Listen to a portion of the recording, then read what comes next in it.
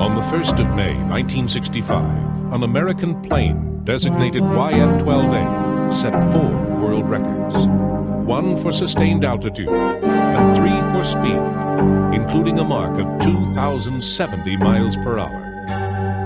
While the achievement was hailed in Washington, it did not add any joy to the annual May Day festivities in Moscow. Following the high-profile record-setting flight, the aircraft receded into its customary obscurity. Record-breaking has been the public face of one of history's most mysterious families of aircraft, the Lockheed Blackbirds. These planes were so ahead of their time that radical new methods and materials were developed to build them. The technology they employed and their achievements astounded even the experts of the day. The Blackbirds were so far ahead of their time that they seemed unreal.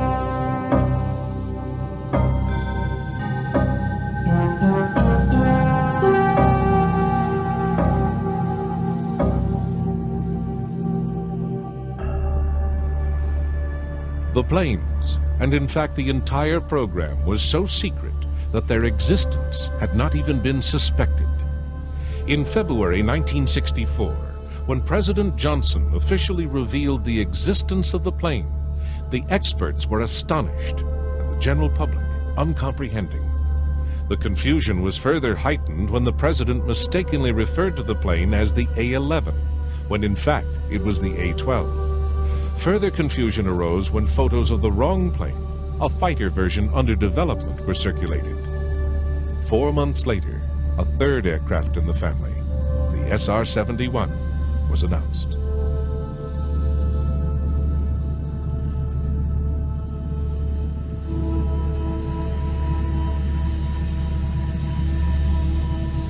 The world's first aircraft to cruise at speeds above Mach 3 came from Lockheed in a series of proposals for a high-speed, high-altitude reconnaissance aircraft. Limited approval to develop the 12th of these submissions was given, hence the number A-12.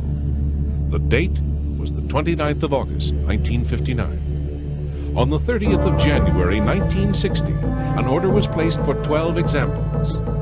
Literally everything on the aircraft would have to be invented from scratch, right down to the paint. Yet the first flight would take place only 2.5 years later.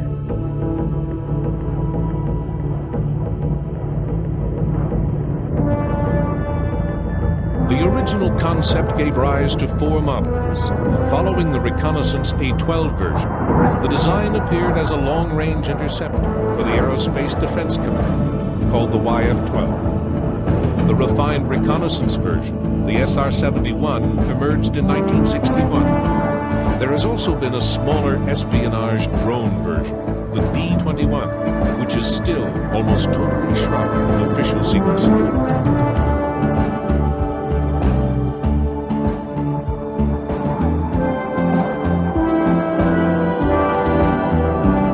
The security surrounding these planes over the years is not in any way surprising.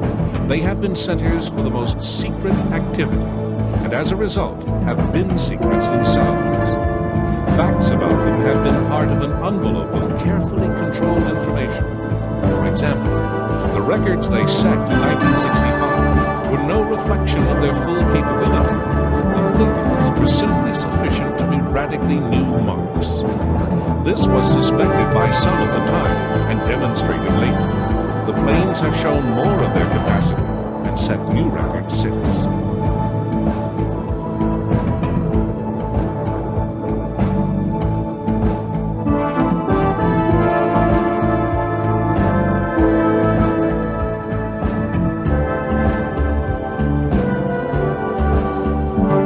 Typically deceptive, the program to develop the Blackbirds was given the code name Oxcart, obviously conjuring up a mental image of lumbering wooden wheels in a slow, lurching motion, an ironic reference given the abilities of these planes.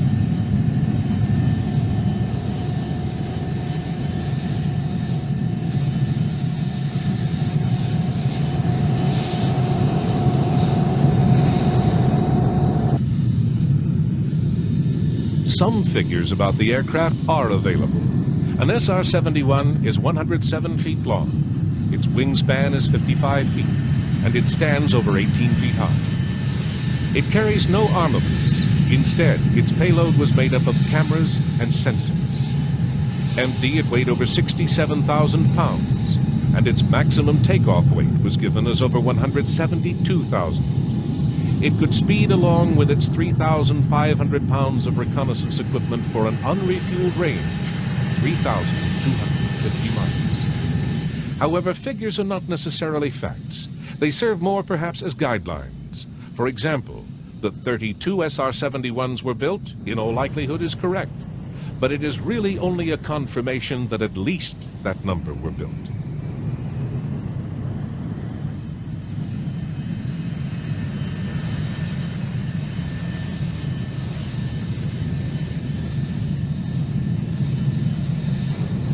The Blackbirds originated at the beginning of the Cold War, from political needs in an era of growing uncertainty. Ironically, they reflected the danger of security. The unease generated by the Soviets' nuclear capability demanded more intelligence gathering. An absence of facts always encourages speculation, and speculation concerning the bomb has a tendency to generate paranoia. President Eisenhower promoted an open skies policy to permit reconnaissance overflights. The Soviets declined. However, the proposal was not simply a polite inquiry. It was also an effective declaration of intent. The U.S. would be taking a look at whatever was there, no matter what the residents might think. The nuclear stakes were seen as too high to permit any other course. All that was needed was a plane to do the job. In the early 1950s, the United States had a real requirement to overfly Russia to find out the status of their development of long-range missiles. There was no airplane in the United States or in the world that could safely overfly Russia at that time. Lockheed made an unsolicited proposal to Trevor Gardner, the Undersecretary for Research and Development for the Air Force, on a very specialized airplane. We promised to build within 8 months 20 airplanes for $22 million, including spares, that would do the job required. The program was turned over to the CIA, who then chose Mr. Richard Bissell, an economist, to run the program. Richard Bissell became a very good engineer, and he not only was our director on the U-2 program, but he also followed through with the development of the Mach 3 Blackbird. When I first met Kelly, I had been working for nearly a year for Allen Dulles. I joined Allen's organization early in 1954. Toward the end of November, I was summoned one afternoon into Allen's office, and I was told, with absolutely no prior warning or knowledge, that one day previously, President Eisenhower had approved a project involving the development of an extremely high-altitude aircraft to be used for surveillance and intelligence collection over denied areas in Europe, Russia, and elsewhere. We had, on the basis of Kelly's proposal, an almost impossible schedule to meet. It was almost impossible for Lockheed, but I can assure you that it was also an extremely tight schedule working within the bureaucracy. The mission of the plane, to overfly the USSR, dictated several things. First, it would have to fly very high, to be outside the range of interceptors and anti-aircraft weapons. It would also need a very long range. There would obviously be no fuel stops en route. These two aims complemented each other. Being out of range, the plane did not need to go particularly fast and could cruise economically. The shape which emerged was that of a glider, with extraordinarily large high-aspect wings, and reflecting an obsession with weight conservation. The prototype arrived at the Groom Lake test site on the 29th of July, 1955. Kelly Johnson's impossible self-imposed schedule was met. The plane flew on time.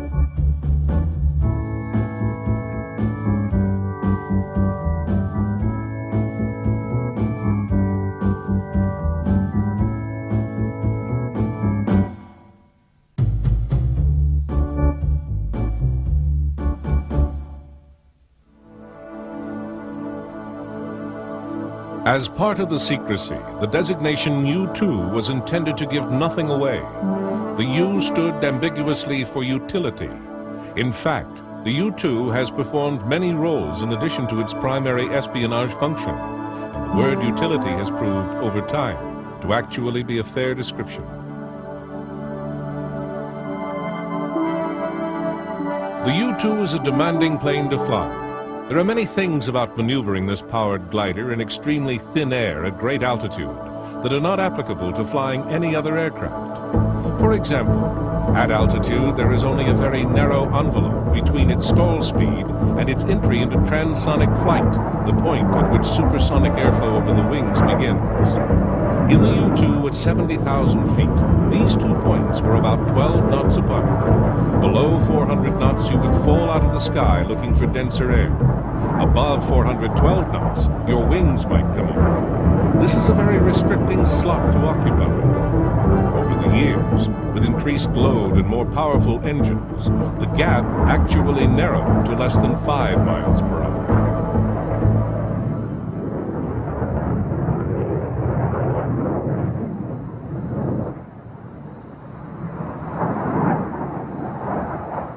Given the stresses of the missions and the fragile nature of the planes, Kelly Johnson did not expect the U-2 to have a long lifespan, particularly when the frustrated Soviets concentrated their attention on knocking it down, as they most certainly would. However, the design has proved to be enduring, and the very unusual step was taken in 1979 of restarting production. And the plane was rechristened the TR-1. The TR-1 maintains the design and abilities of the U-2. The aircraft that Kelly Johnson's team produced provided a solution that is as valid today as it was in 1954.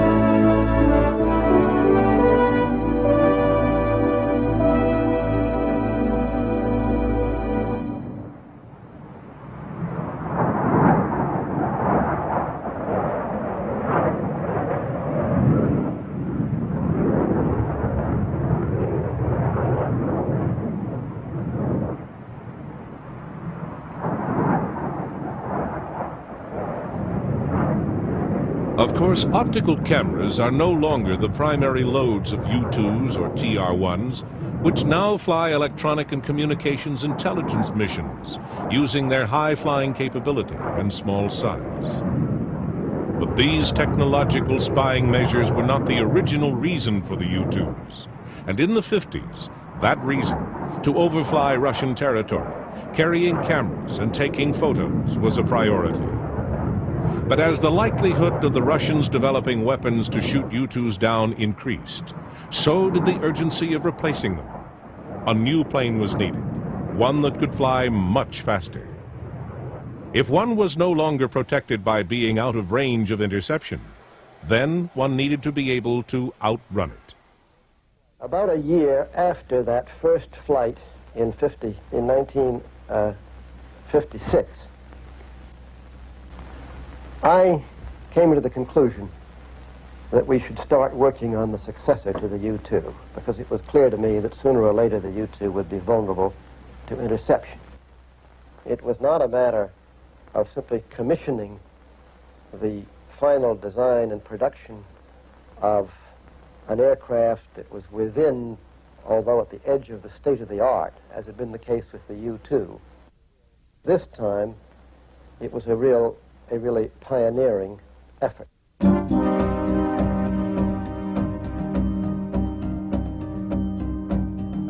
The U-2's replacement was equipped with 4 large equipment bays to handle a wide range of specialized reconnaissance and surveillance gear. Mission equipment included side-looking radar, a terrain objective camera,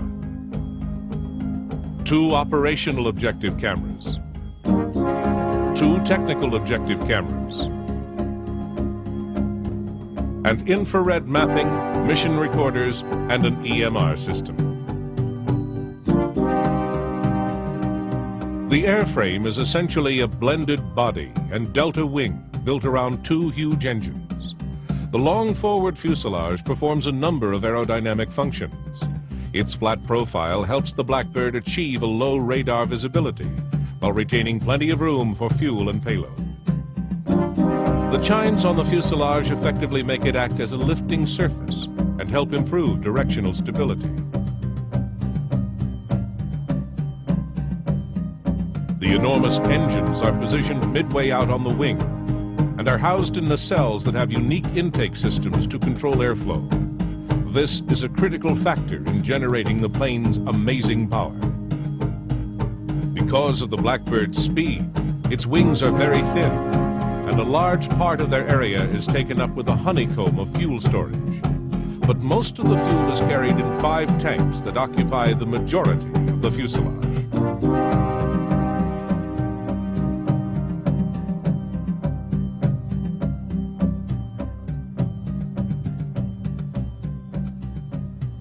It's worth noting that in 1958, when the plane was first being developed, even the most advanced fighter designs of the day were flat out at Mach 2. They had ranges and operating ceilings that were hopelessly short of the espionage requirement. Everything about this new plane would be revolutionary. There would be new materials for the aircraft's parts, and even the machines to make the materials and parts would have to be developed from scratch. Lockheed had some experience with titanium fabrication, but this would be only a starting point for the metals needed for the job. The plane would have to withstand very high temperatures for long periods. Different areas of the skin would be between 800 and 1100 degrees Fahrenheit at Mach 3. As a result, despite the expense of the material and the research and development costs of inventing it, around 93% of the plane is composed of a titanium alloy.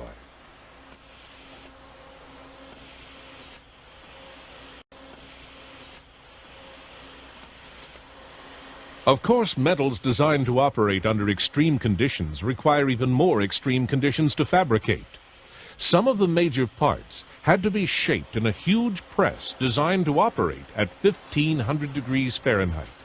No such press existed before the need for parts for the Blackbird, so it had to be developed.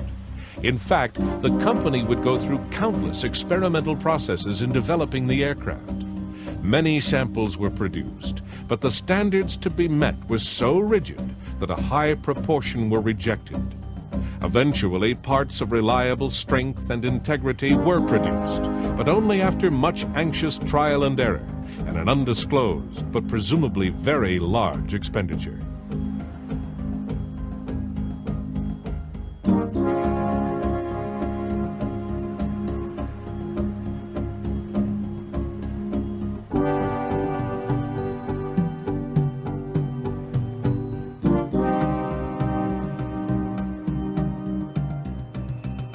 Hot forging of the metal in special ovens and presses was only the first step in the processing. These shapes were in effect rough outlines of the parts. The forgings then had to be machined to extremely fine tolerances.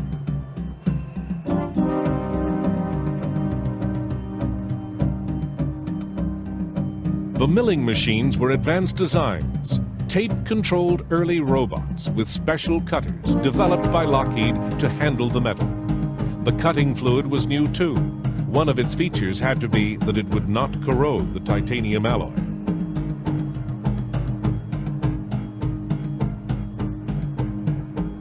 At each step of this plane's development, everything was either new or specifically adapted, right down to the smallest factors and the most routine processes.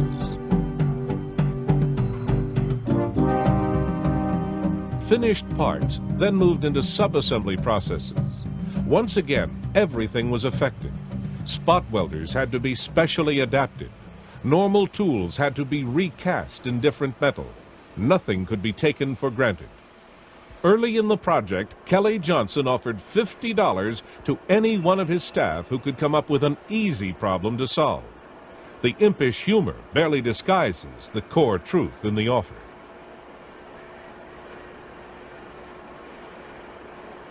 The designers had to develop the aircraft in the abstract. Their function was, as much as possible, to foresee the implications of each consideration and to follow them until each problem had been identified and solved. They did this without the aid of digital equipment. They did it in the main with slide rules, pens, and bits of paper. There were many problems that arose, either unseen or half appreciated, during the course of early production. And there were flaws in the original A-12s that were dealt with in later models. However, the project ran very smoothly, and the success of the design team has remained a pinnacle of engineering achievement despite the passage of years.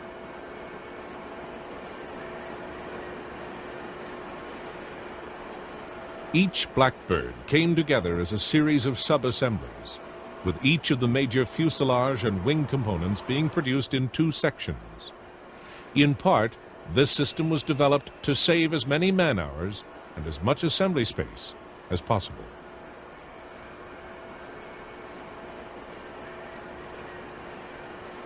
Not only would the skin of the plane be subjected to extreme heat, the same applied to the interior. Wiring, which could be relied on at 900 degrees, had to be developed. The problems and solutions went on. Of course, no matter how good something looks in theory, there's always a need for more practical reassurance. A full-scale static test program was conducted. The kind of aerodynamic loads the aircraft would experience in flight were hydraulically forced, and the integrity of the design was studied.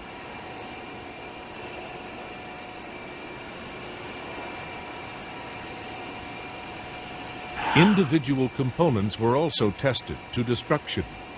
Wheel assemblies were subjected to violent landings and various lateral stresses to test not only the landing gear, but also the tires and the brakes.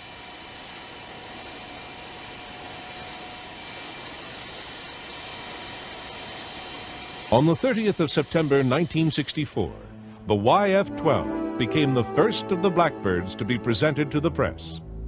It can safely be assumed that no one turned down an invitation voluntarily. In aviation, this was the story of the day.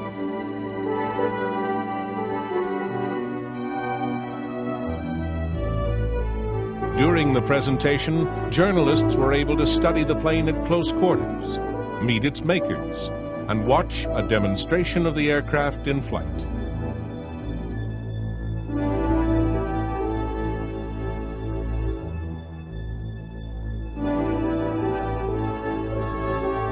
As with many things about the Blackbird, it's difficult to determine where the plane's original concept came from. Kelly Johnson said that at times the early work began as a long-range interceptor, a role the YF-12 was expected to fill. Johnson was adamant that the submission was a serious contender for a fighter contract and not merely a cover for intelligence planes.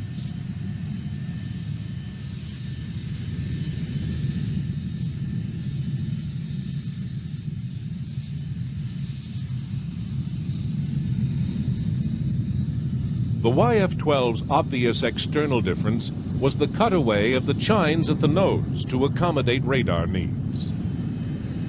To compensate for the loss of stability caused by the cut-down chines, small ventral fins were added under the engine nacelles, along with another larger central fin which was lowered once the plane was airborne.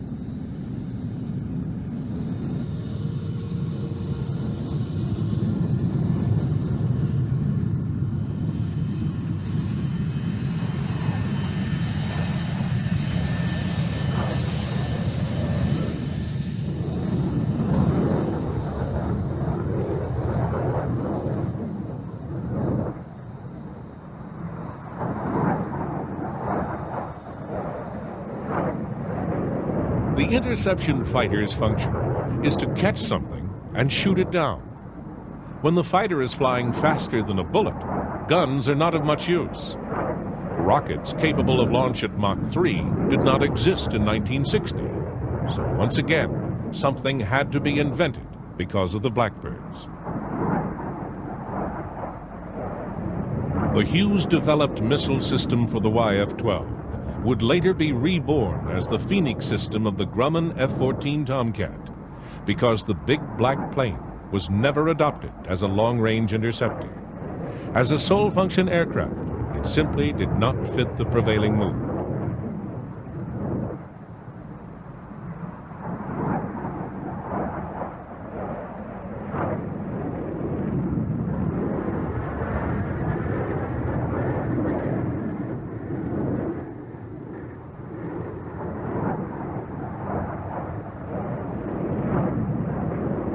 Many people were astonished at the decision, for if the requirement had been solely for an interceptor, then surely here was the plane. However, politically, it reflected the wrong philosophy.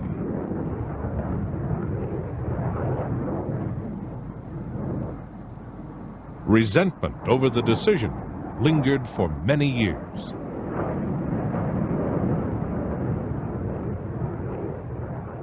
Now, coming to the YF-12 and the SR-71, I guess perhaps the unique thing, the real unique thing about those two airplanes, unhappily, is we built the wrong one. We built the SR-71, which undoubtedly is the finest airplane that has ever been built. But in terms of what the need for this country was at that particular time, I think Kelly will agree with this, we built the wrong airplane. Today, we don't have an interceptor that can really bear the name of interceptor. And here's an airplane that 14 years ago was exceeding all the world speed and altitude records. Even today, in the form of the SR-71, is a considerably greater airplane than anything we have. But we needed an interceptor, and we didn't get it.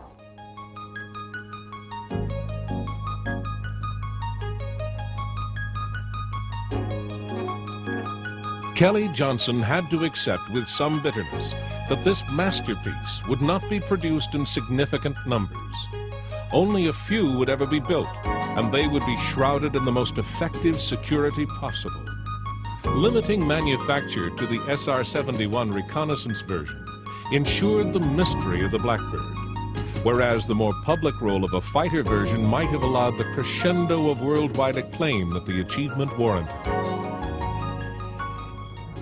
The SR-71 was announced by President Johnson on July 24, 1964. It came as somewhat of a surprise to Lockheed because the SR-71 was supposed to be the RS-71, or the R-71. The R stood for Reconnaissance, and the S, ambiguously, for Strike. However, it was decided that the President's name would stick as standing for Strategic Reconnaissance. The SR-71 took off for its first flight on December 22, 1964. The flight was a complete success. Everything worked, and the pilots and mechanics were happy with the aircraft.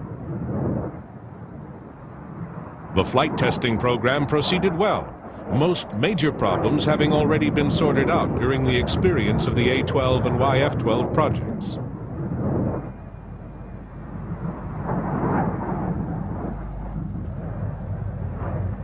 The SR-71 progressed to acceptance tests at Edwards Air Force Base on August 13, 1965, and proceeded smoothly through testing and into service.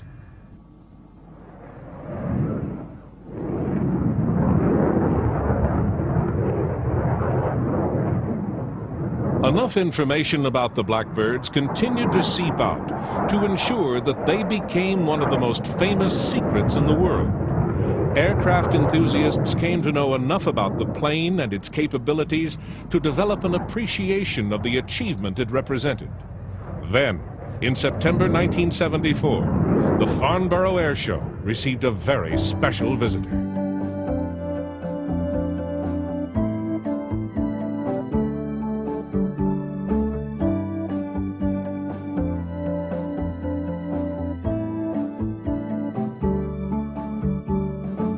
The SR-71 had flown from New York to London in 1 hour, 54 minutes, 56.4 seconds. Needless to say, this was a record. Aviation enthusiasts turned into fans, and film processors made a small fortune.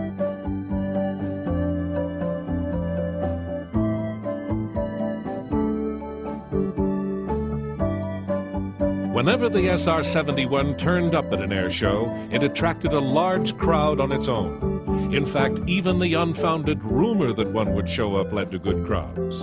The SR-71 spent so little time in public that this was understandable.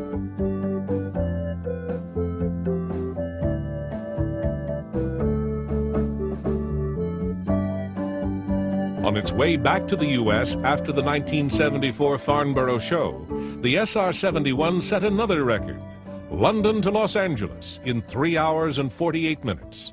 This included rendezvous for refueling in flight. In terms of local times, it arrived about 4 hours before it took off.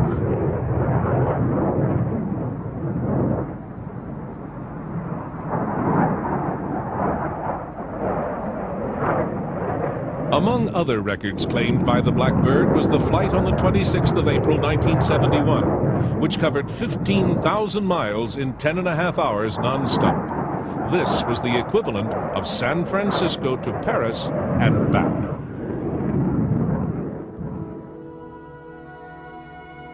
The U.S. Air Force flew its SR-71s with the 9th Strategic Reconnaissance Wing, based at Beale Air Force Base in Northern California. They received their first Blackbirds in January 1966. In the next 24 years, they flew thousands of long-distance missions. Regular deployments were made to bases around the world. Flights covered most of the world's surface.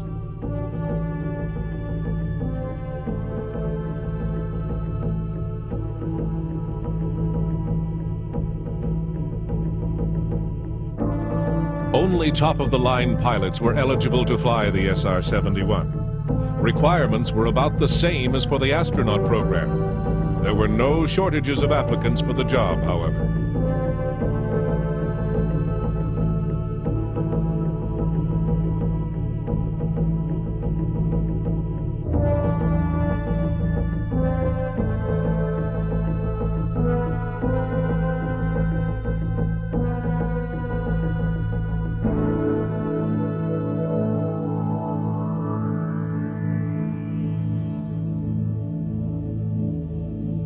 There were no fancy escape capsules built into the aircraft.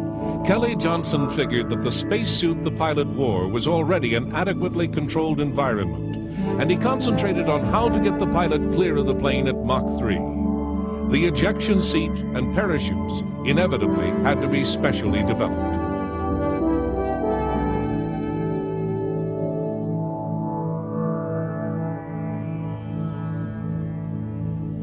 Of course, there is no real way to test such an escape system.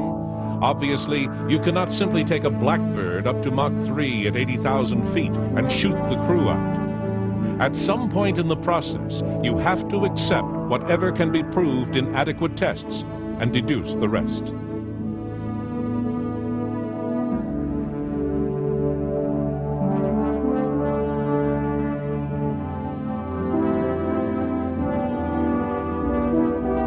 Those heights and speeds, what was achievable could at best be only partially guaranteed.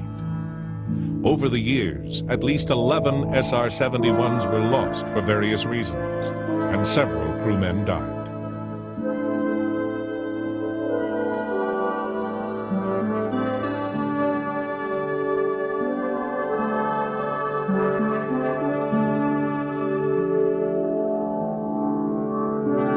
The Blackbird was troublesome to maintain and became progressively more expensive to keep flying.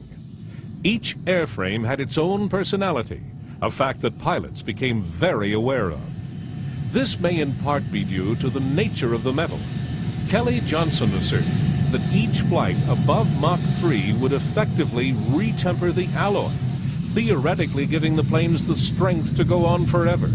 However, coupled with what was essentially hand construction, this also gave each plane its own characteristics.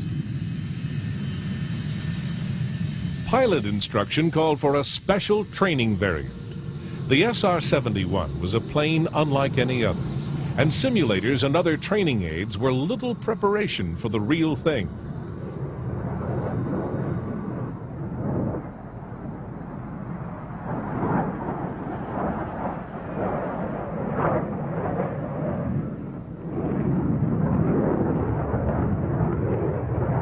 The trainer sat in a second cockpit, stepped above the normal clean lines of the airframe. It was cramped and afforded little view, but there was only so much that could be done to the shape. Without losing supersonic ability. To give an example, the A-12 trainer, nicknamed the Titanium Goose, was not even capable of flight at Mach 2, far short of the standard aircraft's ability. Most of the serious candidates for the job of SR-71 pilot had logged over 3,000 flying hours. There were around 3 jobs a year, and one can only guess at the number of applicants. One pilot, Colonel Robert Powell, was to log a total of 1,020 hours flying the SR-71. This meant that he had more hours in his logbook at above Mach 3 than any other pilot in the world. In those hours, he flew over 1 million miles. He also earned 17 air medals and 2 distinguished flying crosses.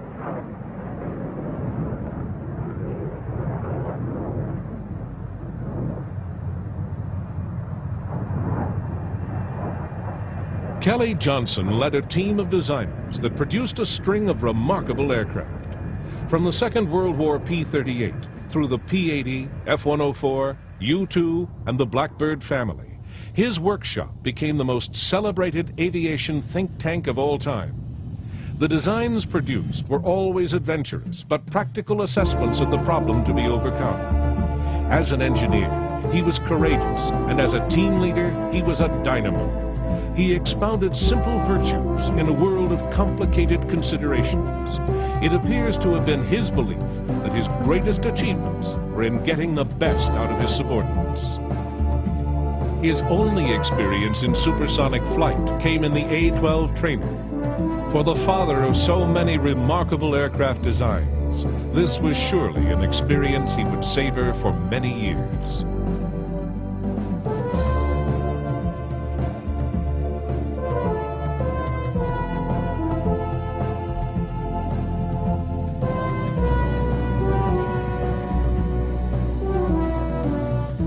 Kelly Johnson would probably have preferred a trip in each Blackbird. Wouldn't we all? It is not surprising that there were so many applicants for the job of pilot. It is also not surprising that the criteria were exclusive. Selection for the training took about a year. Special care was taken to weed out Top Gun types. SR-71 operations required a steady, team-oriented temperament that was as important as a security clearance. The ability to manage the systems correctly and constantly was given as much weight as flying ability. At over 30 miles per minute, there is not much piloting to do once a mistake has been made. No one could be allowed to fly one of these birds like a cowboy.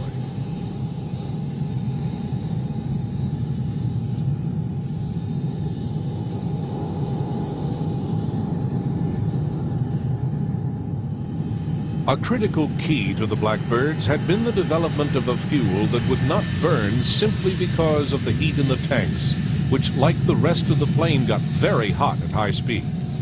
In addition, unlike virtually any other fuel, it had to be burnable at extreme altitude. Once the fuel had been developed, other problems seemed small by comparison. Soon after each takeoff, the plane refueled.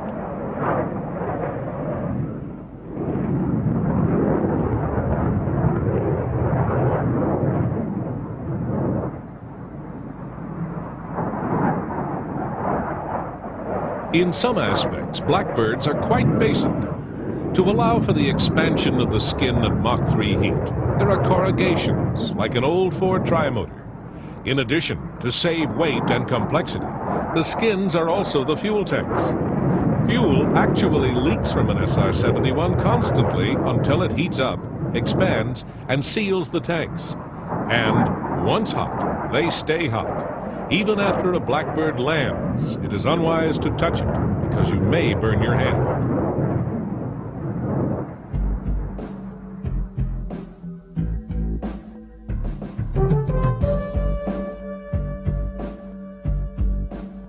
Time did not pass these planes by. Admittedly, the pilots continued to face a traditional array of round dials, but the surveillance system cockpit became home to a procession of advanced technologies. As computers became smaller, the functional capabilities of these big spies increased. They already presented the peak of operational capabilities. An SR-71 can survey 100,000 square miles of territory per hour. That has been a fact for a very long time. What it can glean from that area, in that hour, has, during its lifetime, increased considerably. When work on the Blackbirds first started, a basic fact to be accepted was that normal tools, which are coated in cadmium, would cause corrosion of the titanium alloy. Normal tools were out.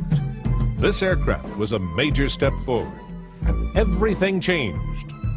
Or did it? Kelly Johnson probably thought that he was starting a new technological race, that the next generation of aircraft, worldwide, would be Blackbirds of some sort or another, that the next step to higher speeds, or perhaps more refined maneuverability, would push past the new marks that his masterpiece had created.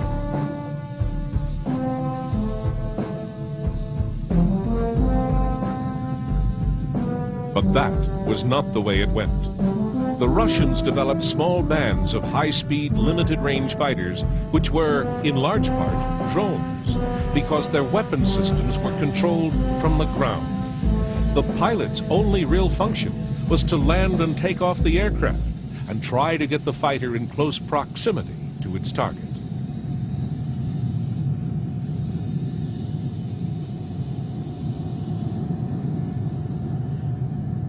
Apart from Soviet attempts at interceptors, Kelly Johnson's masterwork continued to rule the skies. What the CIA and U.S. Air Force did with them remains very secret. But there is enough information about their operational parameters and the equipment they could carry for one to spend hours in informed speculation about what they actually did.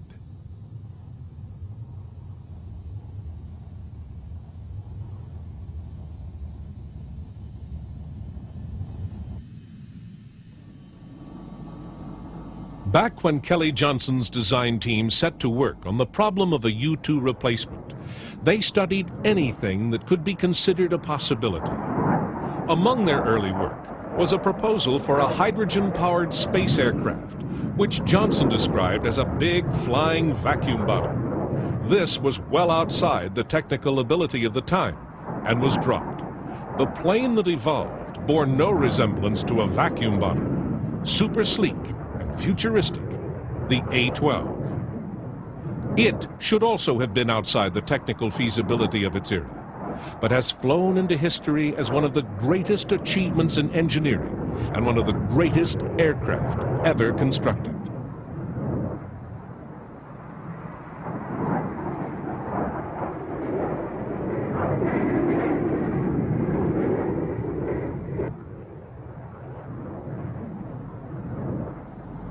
By 1990, the Air Force was paying a reported $400 million a year to keep its 20 SR-71s operational, and Congress decided this was too much.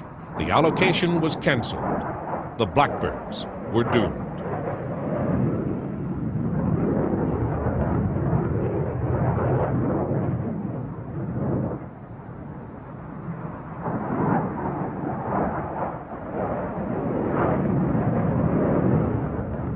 They had spent their entire career in secret, and the immensely high cost of developing them was probably their best-kept secret.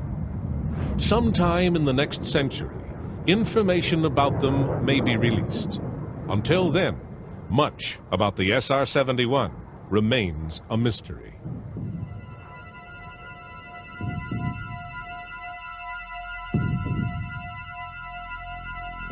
The last SR-71 flight on March 6, 1990, was a fitting end to the story. The plane flew from California to Washington in 68 minutes, 17 seconds. The flight was another record.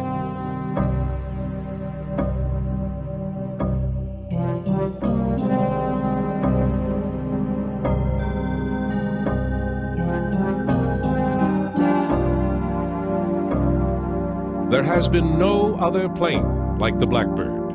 There probably never will be.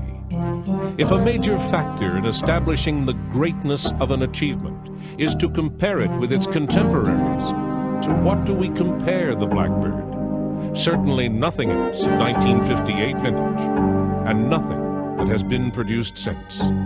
The Blackbird stands alone and is probably the greatest aircraft ever built. That, at least, is not a secret.